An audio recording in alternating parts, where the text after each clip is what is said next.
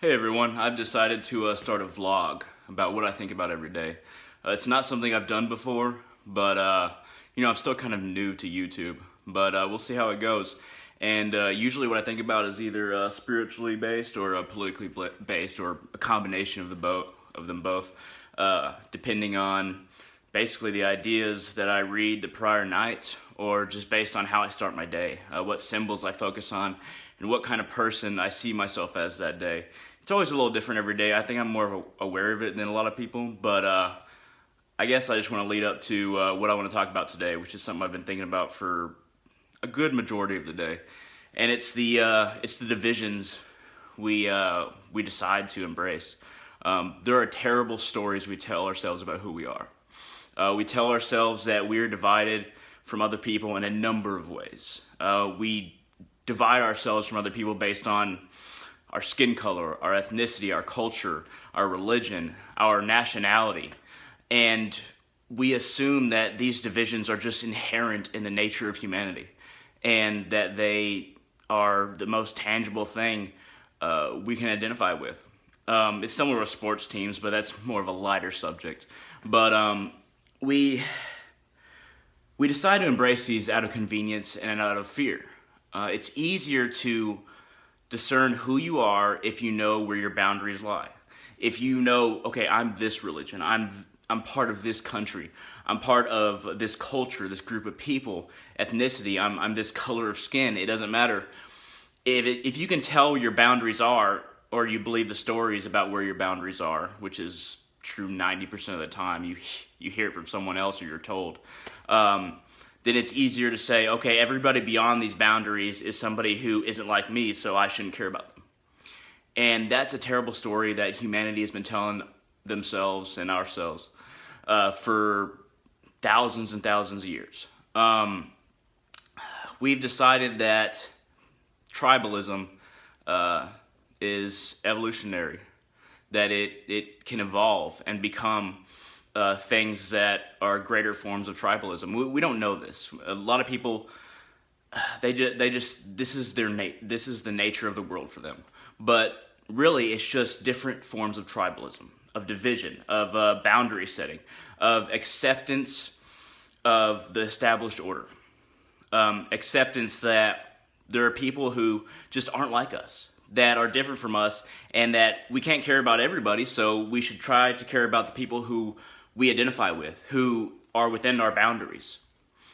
And this story has caused, this story we tell ourselves, no matter if it's based on religion, culture, ethnicity, whatever, it doesn't, political ideology, nationality, it doesn't matter. It's always the story that keeps us away from learning new things and evolving as a person and as our separated societies. And they're only separated because we all accept these boundaries. Countries were only drawn based on who conquered who at the time, and out of political convenience, what the political climate was at the time. And that's how countries were formed. And then we decide that these boundaries are innate, inherent in all that we are as a people. And the truth is, if we didn't decide to view these boundaries, to view these divisions we've set up for ourselves, we would have a global society that didn't need authoritarian government, and it wouldn't need the descriptions of different peoples. It would just exist. There is this society, I can't remember if I think it's a city in India. People all around the world go to it. There is no government there. There is no united message that you have to follow. There is no law, there is no state religion in this city. And this city, which sounds like utopia, I know, but feel free to look it up. I don't remember the title right now because I didn't prepare for this. It's just off the top of my head. But people with all colors of skin from all places around the world, from all different ideological backgrounds, exist in this society and are self-sufficient. It's beautiful. Everybody produces and shares with everybody else. There's no division based on household, based on groups, based on different societies in this city. There's no differences of religion. It's all a united sharing. And if every single person around the world cared about everybody else and didn't put up these arbitrary, non-corporeal boundaries that never existed, but we tell ourselves they exist, if we didn't embrace that and every single person just decided, hey, let's share with everybody, let's be compassionate towards everybody, there would be no need for wellness programs or taxation, military, and government in the ways that exist in separate countries, in separated countries with these boundaries. There would be a united sharing. Now, you can say, okay, how would this be enforced? How could you make everybody around the world believe this? The only way for this to exist is not by forcing it. Because if you force it, then you're trying to create a country that just spans the globe. That's it.